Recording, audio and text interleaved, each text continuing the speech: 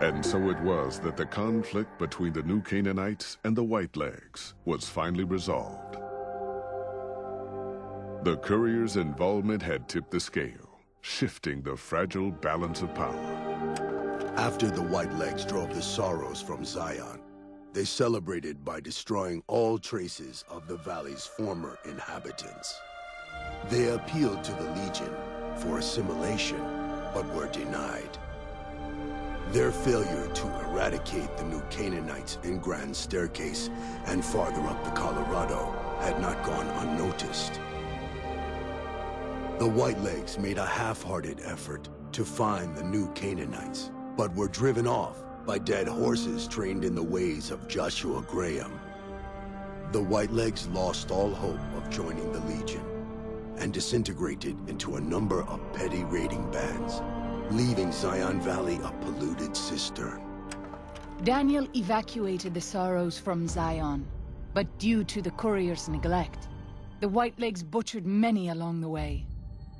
Those who survived barely reached Grand Staircase, but once there, the dead horses and New Canaanites helped them settle.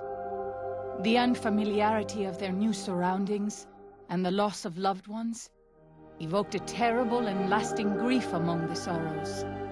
For 2 generations, many would die still lamenting the loss of Zion. Having helped Daniel and the Sorrows escape from Zion, the dead horses returned to their home at Dead Horse Point.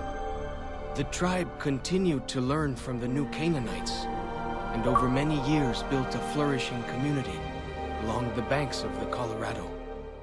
Though the tribe's bond would endure, it was Joshua Graham's legend the dead horses would revere, not the tenets of New Canaan's faith. Already weakened by several seasons of bad trading, the Happy Trails Caravan Company was initially discouraged by the results of its expedition. The fate of New Canaan and the evacuation of the Sorrows from Zion made the prospect of trading seem fruitless. When Daniel told his family about the exploits of Happy Trails employee the courier, however, New Canaan decided to repay the company's kindness. Twice per year, New Canaanites made the dangerous journey west to trade with a company in the city of New Reno. The Happy Trails Caravan Company could not survive on such trading alone, but the New Canaanites' generosity made tough times go easier. After leading the Sorrows from their home in Zion to safety in Grand Staircase, Daniel continued to wonder if he'd made the right choice. He spent his life evangelizing the beliefs of his people to a new generation of young men and women, as his ancestors had for centuries before him. He was happy with his family, but for the rest of his life, there were nights when he awoke with sadness to find he had been dreaming of Zion. And with that, the courier walked out of the history of the tribes of Zion and back to the gathering storm of the Mojave Wasteland.